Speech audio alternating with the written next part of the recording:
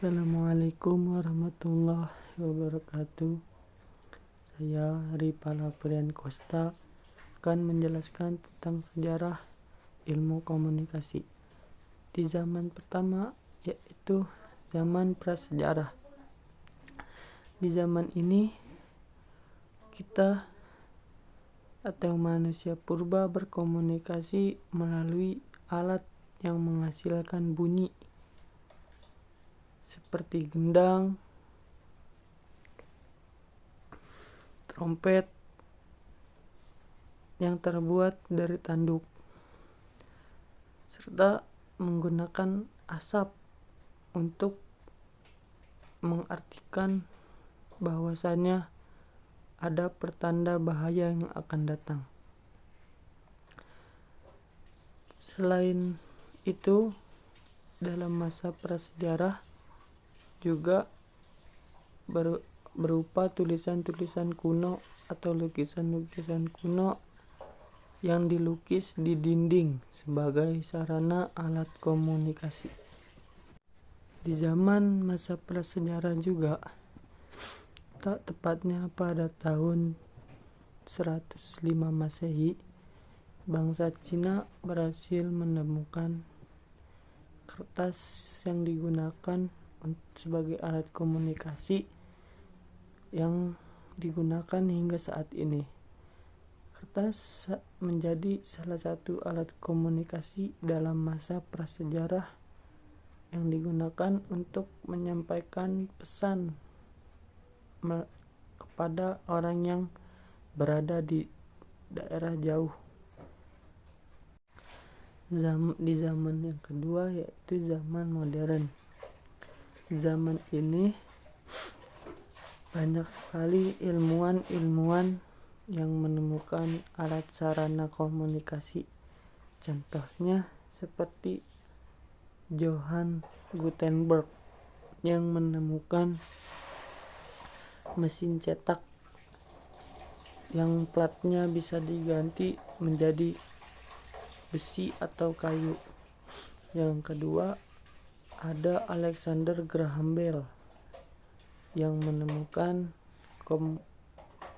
telepon untuk sarana berkomunikasi dengan orang yang berada di daerah yang jauh. Selanjutnya, di zaman kuno. Di zaman ini muncullah tulisan-tulisan seperti aksara dan cuneiform yang menjadi sarana komunikasi dalam masa kuno. Yang kedua, perkembangan bahasa, yaitu berkembangnya bahasa di zaman kuno ini yang memungkinkan seluruh umat manusia untuk menggunakan bahasa yang sudah digunakan atau yang kita lebih kenal, yaitu bahasa-bahasa daerah. Selanjutnya, zaman pertengahan. Di zaman ini banyak sekali sarana-sarana komunikasi yang sudah bermunculan, seperti kantor pos sebagai sarana alat untuk menyampaikan pesan kepada orang yang berada jauh dari daerah kita untuk berkomunikasi. Yang kedua, yaitu ada koran. Koran digunakan sebagai alat komunikasi untuk menyampaikan suatu pesan kepada orang lain, atau juga bisa untuk melihat sebuah berita-berita yang sedang terjadi di zaman atau di abad pertengahan ini. Selanjutnya, di zaman modern.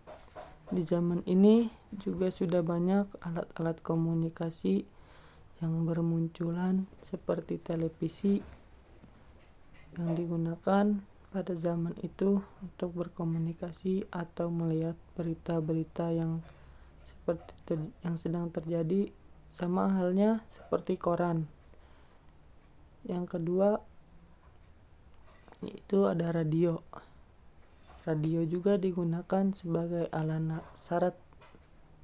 sarana komunikasi yang Seperti sama halnya juga sama seperti koran, televisi, dan media massa yang lain yang digunakan untuk sarana komunikasi. Selanjutnya, di zaman digital atau di era yang sekarang. Di era sekarang itu banyak bermunculan seperti handphone,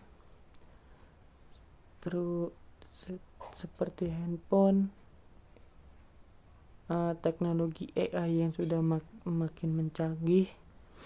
Selanjutnya ada internet untuk men-searching berita-berita yang sedang terjadi, dan kecanggihan smartphone yang lain. Selain itu, masih banyak juga kecanggihan AI yang bisa kita cari di sana, seperti berita atau menelusuri resep-resep untuk membuat alat-alat atau bahan-bahan yang kita bisa cari menggunakan AI, karena di zaman ini sudah menjadi zaman modern. Ya, selanjutnya saya akan menjelaskan betapa pentingnya kita mempelajari ilmu komunikasi. Yang pertama itu mengetahui asal muasal cara kita berkomunikasi sesama manusia, seperti bahasa, simbol, dan cara-cara lainnya. Yang kedua, menghargai perkembangan teknologi komunikasi. Selanjutnya yang ketiga yaitu mempelajari budaya dan kehidupan manusia purba melalui kebiasaan-kebiasaan yang suka mereka lakukan, ya seperti lukisan, simbol, dan lain-lain. Selanjutnya, mengapa ilmu komunikasi sangat penting bagi manusia? Karena untuk memahami interaksi manusia dalam kehidupan sehari-hari. Yang kedua, untuk menyelesaikan masalah. Yang ketiga, untuk mengembangkan ilmu. Yang keempat, untuk mempererat tali silaturahmi agar kita bisa berkomunikasi setiap hari dan memberitahu info-info yang terjadi. Yang kelima, mengkreasikan ide. Karena dengan ilmu komunikasi kita bisa berkreasi melalui ide-ide yang sudah kita diskusikan bersama-sama. Dengan ilmu komunikasi, ide itu akan terbentuk dan akan menjadi sebuah karya yang sangat besar nantinya. Fungsi dari ilmu komunikasi sendiri yaitu untuk kelangsungan hidup, sosialisasi, dan ekspresi diri. Kelangsungan hidup yaitu seperti membagikan resep-resep makanan atau berita-berita yang sedang tren. Selanjutnya yaitu sosialisasi, untuk mempererat atau memperluas teman yang berada di daerah dari jangkauan kita, agar kita bisa berkomunikasi dengan mereka. Berkomunikasinya harus berkomunikasi dengan baik dan tidak dengan cara kasar. Selanjutnya, ekspresi diri, mengekspresikan diri kita melalui komunikasi, seperti kita sedang merasa senang hari ini, atau merasa sedih, atau merasa bahagia karena kita sedang mendapatkan keberuntungan atau kegagalan. Kita bisa mengekspresikan diri itu melalui komunikasi. Sederhananya, ilmu komunikasi itu bagi saya sangat penting dalam kehidupan ini, karena kita bisa menghubungi orang yang jauh melalui komunikasi, serta membagikan kreasi-kreasi kita melalui komunikasi yang kita jalin bersama.